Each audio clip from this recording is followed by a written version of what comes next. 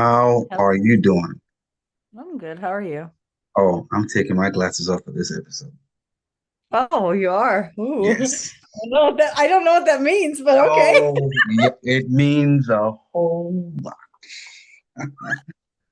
Well, you texted me, so you can take the lead on this one. I No, don't no, have no, that no, no, much to no, say. no. You're taking the lead on this one because this is your movie. But first of all, how you doing? How's it going? No, it's going fine. I've just been kind of cold and tired, and I'm ready Okay. for winter to be done and for summer to come back. But, Oh, really? Okay. How's the how are you? baby? I'm fine. I'm fine. I'm good. How's the baby? You were able to get her to bed? Yeah, it was just so late. I don't know. Everything's like out of like routine this week for some reason, so she was kind of later. Okay. I told you can bring her on the show if she thinks she'll behave. She probably No. won't. Mm-mm, no such thing. She No doesn't know such. the definition of that word. That's good. That's good. All right. Well, I just got like a little rough cut of the trailer. Looks real good, so you'll probably fix it, and I'll get the whole thing tomorrow, and then I'll probably start Yes. Oh, that sounds exciting. posting, and then I've seen the trailer for your stuff, obviously. So just when is it gonna drop? You're gonna put it on YouTube, right? I think so. I'm waiting because there might be like a premiere opportunity for us to premiere it in Arsley.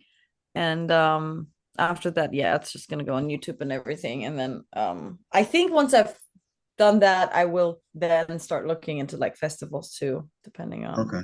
Okay. But if the festivals ask you like, oh, is it as it premiered somewhere else, you say no. You guys are gonna be the first. Because how are they gonna know? They're never gonna know. So You don't know. that's They're not gonna yeah. know.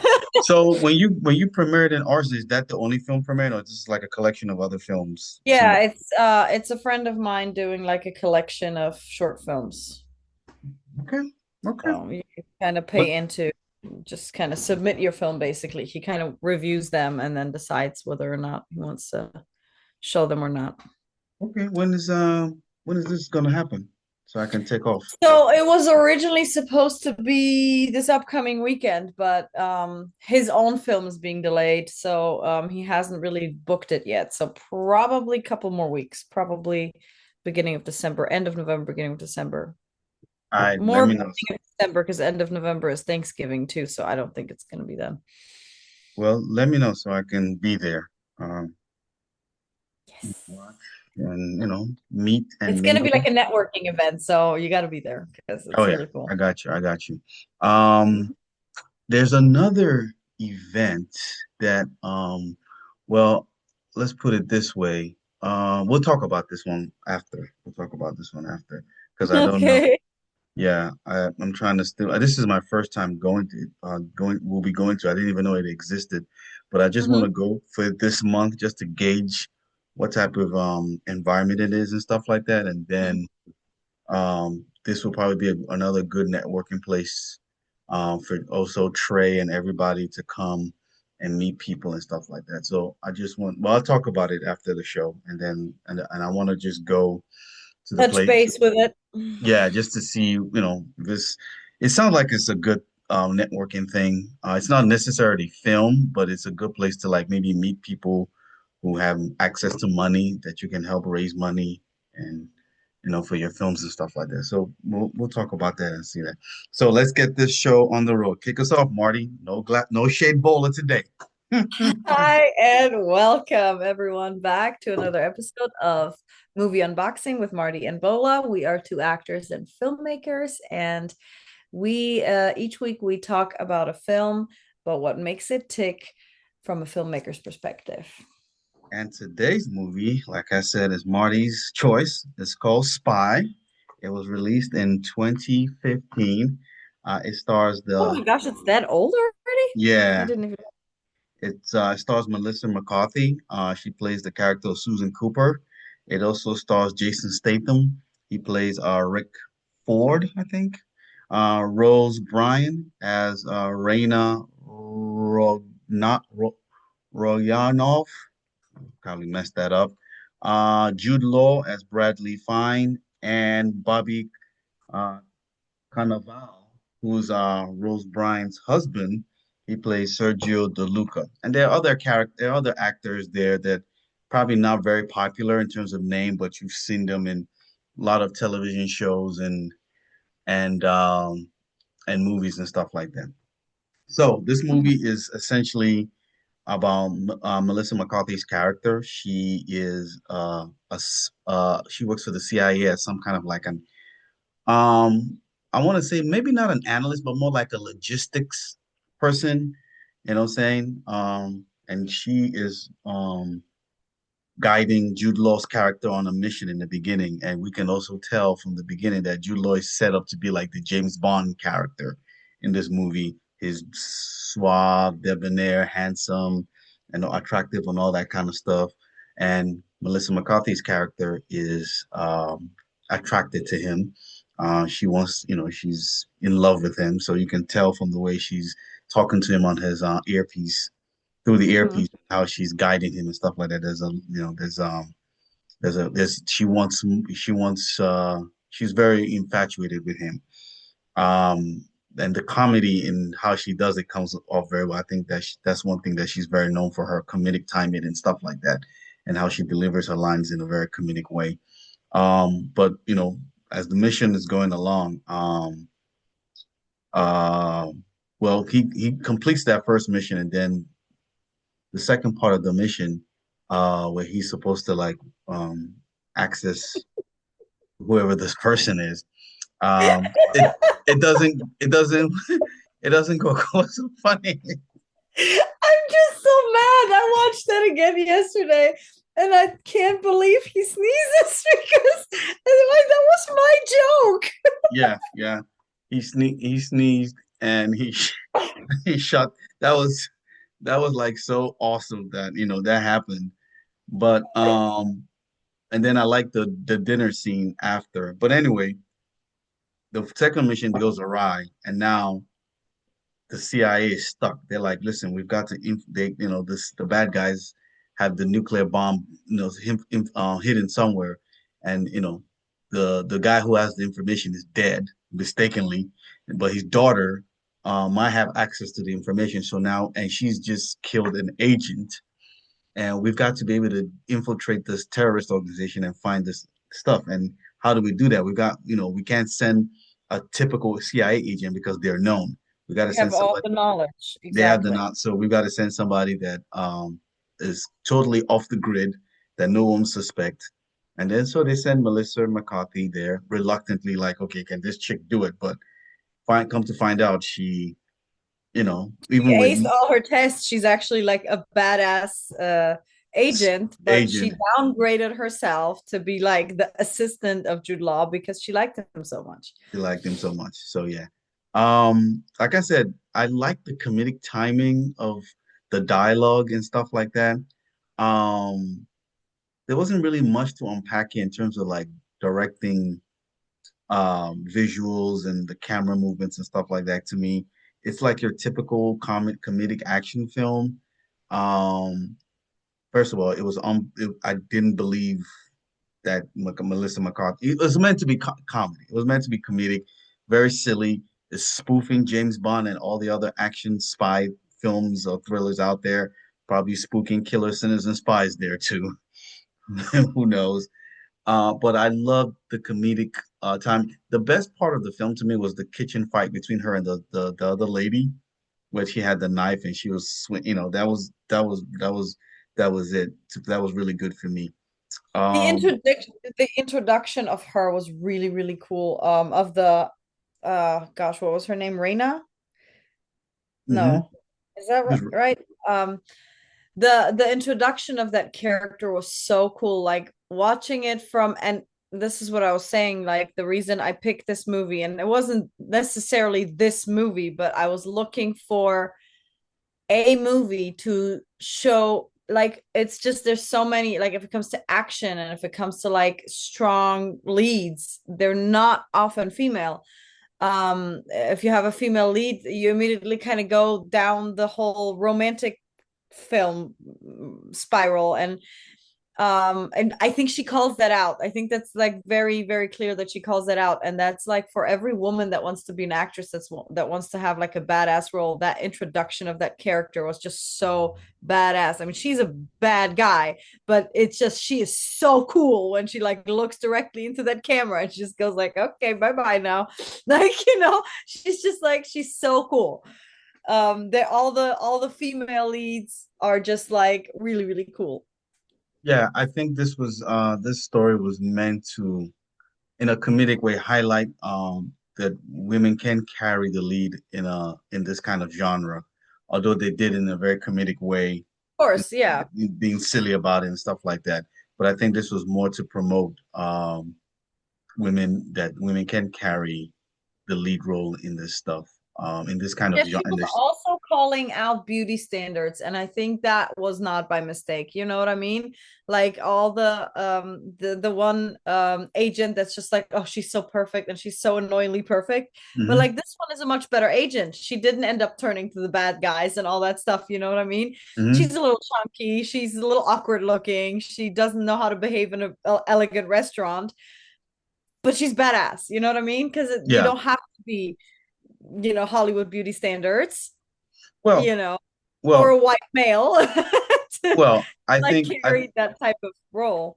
I think what they're trying to also say is that even in real life, like, if we think of like a spy lady, we're thinking somebody very sexy and attractive. That's not always necessarily the case. You need somebody who can blend in, She you know, was in, better at undercover stuff. yeah, Exactly. yeah. You need somebody that can blend in, not somebody that can stand out. Standing out in this kind of job is can be very dangerous. Yeah. And not that you can't stand out. There could be times where you have to stand out, and then that gets you in. But most of the time, you have to be able to blend in into the environment. You have to look like a regular. You have to look very ordinary. And she had some of these. Before she went the black hair with the black dress and stuff like that, which she looked very beautiful in that. The other two costumes she had on, disguises, she just looked like somebody's auntie or somebody's That's what next she door said neighbor. at one point that Yeah, she's like homophobic aunt, like someone's homophobic aunt. exactly. She looked like somebody's auntie. So she looked regular and she could blend, no one would take her seriously. No one would think she's a threat. And I think that was one of the takeaways. It's just like um you can't in this kind of job, you can't really stand out. You got to be able to blend in, and blending in protection. You have to look, you have to be undercover in the sense that no one suspects anything. And no one's gonna suspect this chubby lady Oh, that with just the looks hemorrhoid cream in her bag. exactly will have could do anything. But I think that's what the overall message is, that women can take the lead role in this type of genre. And also women in being in real life, whether it's a woman or a man, it's there. The James Bond trope is not real. It's No, more. you assume that partially because in order to take on that type of job, you have to be brave. And in order to be brave, you have to be confident. And that translates into you must be amazing looking. And you know what I mean? Yeah. It I- doesn't because look at her confidence, right? I mean, yeah. not within the character, no, not so much, but Melissa McCarthy has never been skinny. She's never been small. She's like one of the most successful women in Hollywood, because of her confidence. Has she lost? I think we said she lost some weight, right? I think there's a picture She where did. She did.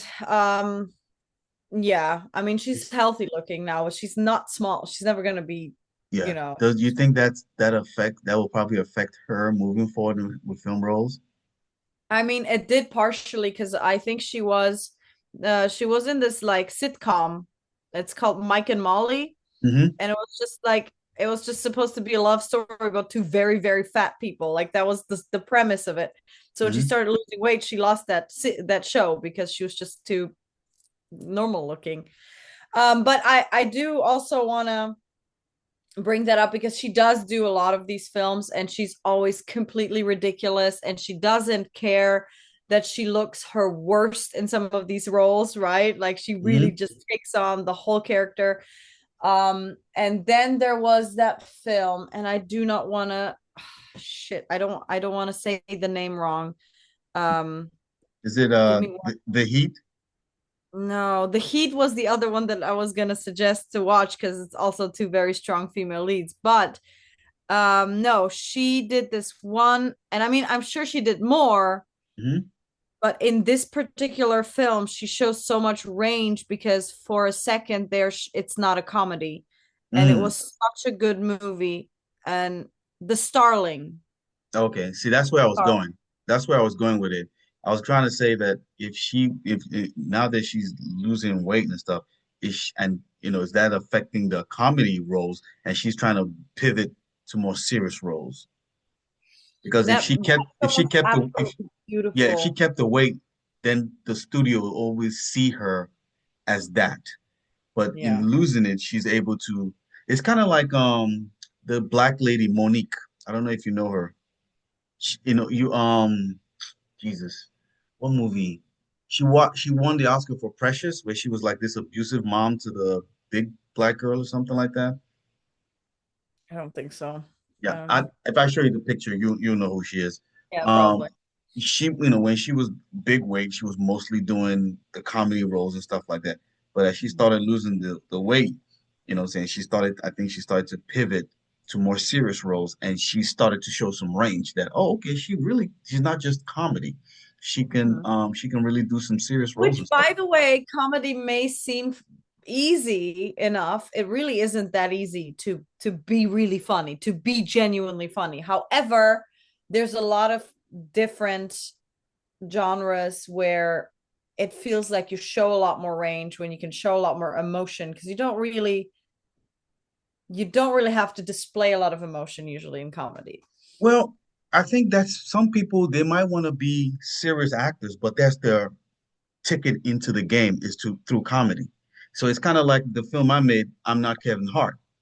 You know what I'm saying? The character wants to be taken seriously, but no one's taking him seriously. They all think he's just a comedic actor. And then at the end, he kind of like decides that, you know what, this is probably going to be the path I have to take. And then Yeah. once I get in, then I can start maneuvering myself. But you have to be very careful because you can get typecasted and no one wants to see you. Exactly. And then forever, yeah. Like But Jason Statham, he was basically the guy from Crank, but he was a ridiculous version of it. And I thought that was so beautiful. I loved his character. The way he played, I think to me he was probably the best one in He this was film. my favorite, He was my absolutely. favorite because However, so whenever I first watched that film, and it must be like what, almost 10 years ago now, mhm. when it came out, I saw some interviews after or around the time that they were that releasing the film. And Melissa McCarthy in the interviews was always saying that apparently Jason Statham wouldn't stop apologizing every single time that they would cut in a scene. He would Mhm. go, "I'm so sorry, I'm so sorry. I don't mean these things. I don't mean these things," because he's Well, like yeah, saying so many horrible things to her. And she's like, "I'm fine." Like, yeah, yeah.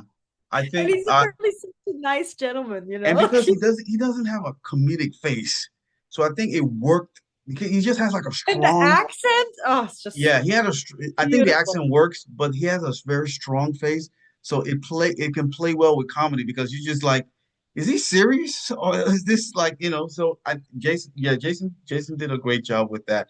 I like the Italian guy. I think that might is that him? I don't Yeah, know. it's a British actor. He's amazing too. Well, the one that was speaking Italian. That was like the Yeah, Italian love guy. That was sexually yeah, assaulting her or something yeah. like that.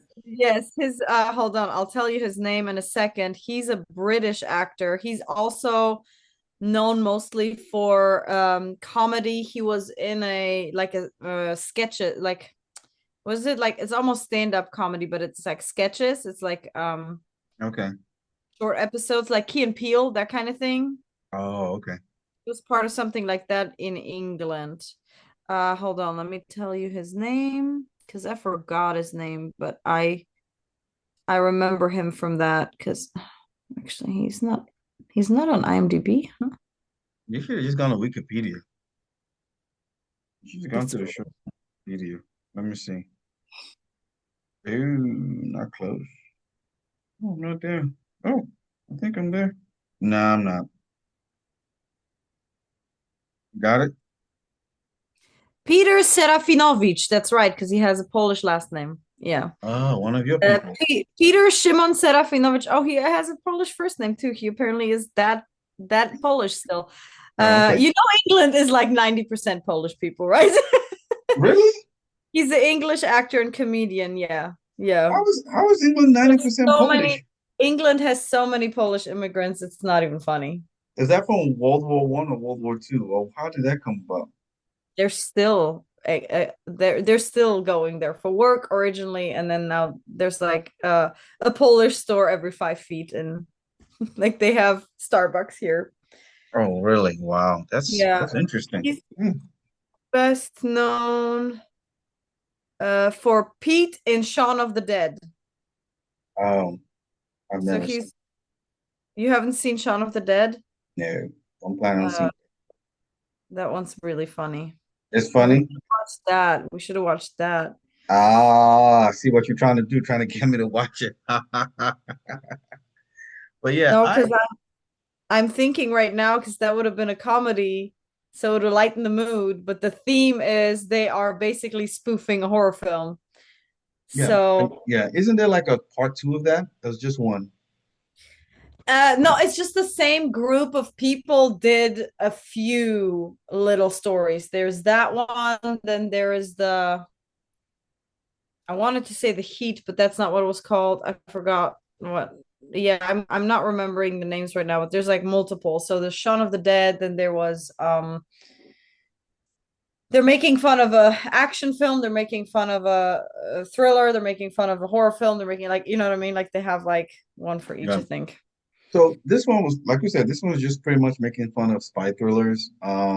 There's really not much to unpack in terms of like camera, and all that kind of stuff. It's just one of your basic. It's just a basic film.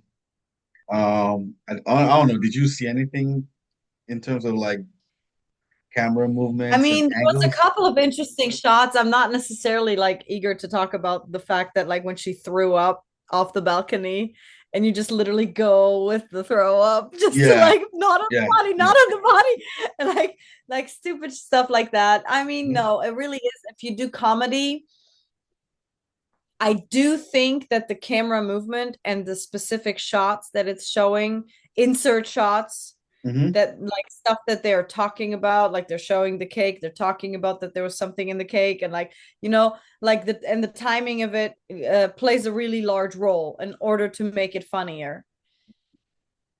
But they are not like the stuff that we talk about with like really, really ambitious and thought through color grading and lighting. Like that's not something that you need in that. Yeah, you don't need that. This comedy, I think, in terms of like the director is never the champion in a comedy. It's just the writing and the actors really hold on to. They make the comedy. Editing plays a little bit of it because you got to know how to edit a comedy to get the funny out of it. But I think Yeah, to when have like your timing right, to have like the inserts right. Yeah. Yeah. So I think in a comedy, your the writing and then the actors have to nail it.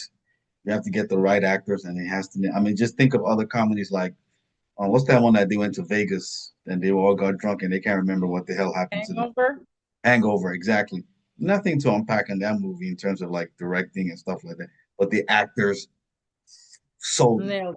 Yeah, and so, but I think the next one we're gonna watch, we're gonna have to unpack a whole lot of directing stuff, a Yeah. whole lot. So, but to be honest with you, I really didn't. I enjoyed Jason Statham's acting, and it was something. I don't think I've seen him do something like this or acted this way, so I enjoyed that. Melissa McCarthy's comedy, the dialogue and how it came out and stuff like that. She's a good actress, but her comedic timing in terms of like the dialogue and stuff worked well for me. But I didn't really enjoy this film. That's why I was Really? like, I slept through it the first time when I watched it earlier today. Oh, I had come to rewatch. on. I had to rewatch it before we got on. I just kind of like just skimmed through it again right before we got on, because I was like, okay, I gotta let me watch this again and see. But yeah, it really is not a film that I would watch again. If If we had to go I've back watched and it a few times. I absolutely loved it, but I've always been a really big fan of hers, Mhm. mostly because she's an inspiration to me, you know. Again, defying all odds. She's been, and I've known her since I've been watching Gilmore Girls, which I was a high school student when I was watching Gilmore Girls, Mhm. and she was just the supporting actress, and she was already so much more entertaining than a lot of other parts of the TV show, you know what I mean? She So was in she's always Gilmore stood Girls? out for me. Yeah. Oh, really? Well, I never watched Gilmore Girls. I might have seen clips here and there, but Yeah. I didn't know she was in there. And that was, She is she's so Gilmore Girls are the mom and the daughter. She's the Mhm. mom's best friend and partner at work. So she's always there. But again, she's only ever been the supporting actress.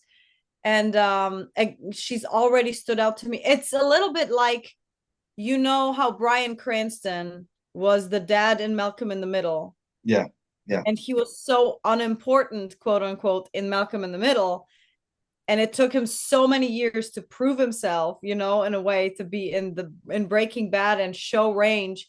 And I remember showing my dad Breaking Bad, and he was like, I remember when you watched Malcolm in the Middle as a kid, and I always thought that dad has so much potential acting wise, you know, but he Mhm. just Yeah, didn't get the chance until much later. yeah. Melissa McCarthy got married to a writer who writes and directs comedies. So a lot of these silly comedies that she's been in, her husband wrote them, Mm. Are and they that still way she married? got to go through. Yeah, Okay. Well, I would like to see her in a very serious role and see the range that watch The Starling. It really is a beautiful film. I think it's on Netflix. It's a very, very, the very beautiful. Starling. Have I seen that? It sounds familiar. We'll see. I might check it out. So what grade are you gonna give this film? I already know you're gonna give it a high grade. Yes, I love that film. I think I'm sticking to my 7. All right, so I'm gonna give it. I'm gonna give it a five. I'm gonna give it a five. I wanted to give it a four, but Jason Statham's performance elevated it to a five. So it's a five for me. It's a five for me. If it Yeah, it's wasn't for not. the accent, man, I laughed every time he spoke. I was Yeah, like, I liked when he was in when he dressed up with at the party and they were like kind of pushing each other and stuff like that. That was pretty cool. I think to me he pretty much sold the stuff because I've never seen him perform this way.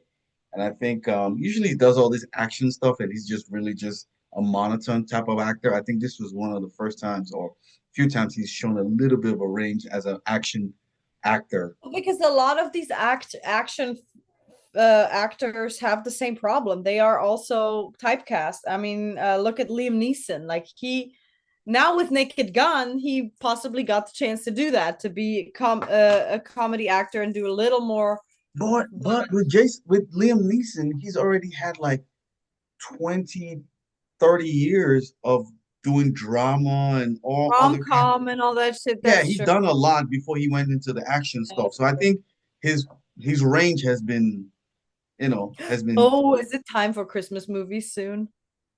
yeah, when December hits, we can start doing Christmas movies. Okay. Yeah. But I like with Liam Neeson, he was supposed to play Lincoln, the Daniel I didn't know. Day-Lewis, Yeah. but he was the first choice for Steven Spielberg. That was his first choice, but Taken was he was committed to Taken. We're still taking people. Yeah. There's So so many of those for, and it wasn't like, yeah. so they went with Daniel Day-Lewis. But So I it's think always refreshing to see people like that break out of their typecast. So yeah, it was good. All right, so you give it a seven. I give it a five, but really it's a four, but I just give it a five.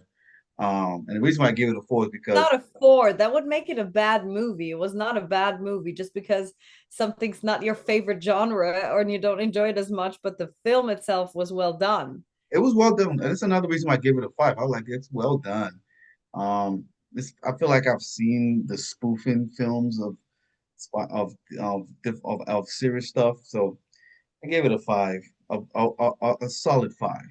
think it's still something that's you can still enjoy. For some people, just enjoy it and just watch, and you don't have to think too much and just it's an easy an hour and a half of your day to just digest this and keep it moving. So I give it just a solid five. It's okay. So, but hey, if you watch, let me know what you think about it, audience. What you think about my thoughts of it. There's not really too much to unpack in this film. Yeah, let me know what you guys think in the comment section. So next week, you ready for next week's movie? Let me have it. Trust me, we're gonna have so much to unpack in this one. It's Mm-hmm. coming out tomorrow on Netflix. Guillermo del Toro's Frankenstein. Oh, that would be interesting. Oh, that will be interesting. It's coming I've up seen, tomorrow. That's so weird that it came out after Halloween, is it not? yeah, I thought they were gonna come out in Halloween, but yeah, it's coming out tomorrow on Netflix. I've seen the trailer a couple of times. I said there's so much to unpack. I mean, the visual effects, the camera, the lights, the Yeah. the acting, the fact that this is a remake. This has been remade so many times, so I'm dying to see Guillermo del Toro's vision and stuff like that. I believe he's one of the most innovative directors out in the game right now. So I think as filmmakers, we're going to enjoy unpacking this for next week. So it's tomorrow. I hope so. I hope so. There's like, you know what it is with expectation and the hype. Like when people are really, really hyped up to something at the end, they're so disappointed. I don't think we're going to be disappointed in this one. We'll I don't know. see. See I'm about not saying we will be. I'm just saying I hope not. we're gonna have fun with this one. I really I'm real serious, and I'm not going back to the shades anymore. The shades are gone. Oh, you didn't like the shades? I can see myself in them now. Yeah, okay. So no more shades. Anyway, that's the episode for today, guys. Please let us know what you guys think about our episode today. Please like the channel. I mean, subscribe to the channel, like the video, leave comments. What do you guys think about the movie Spy? Do you agree with my take on the film? And do you agree with Marty's take? Leave comments and we'll get back to you. And like I said, for next week we're going to be watching Frankenstein. It's going to be released tomorrow on Netflix. It's Guillermo del Toro's vision. He's going to be the one. He's the one directing this version. So watch it tomorrow, and we will join you guys. We'll see you guys next week for us unboxing Frankenstein, the 2025 version. Peace. Bye. Bye bye.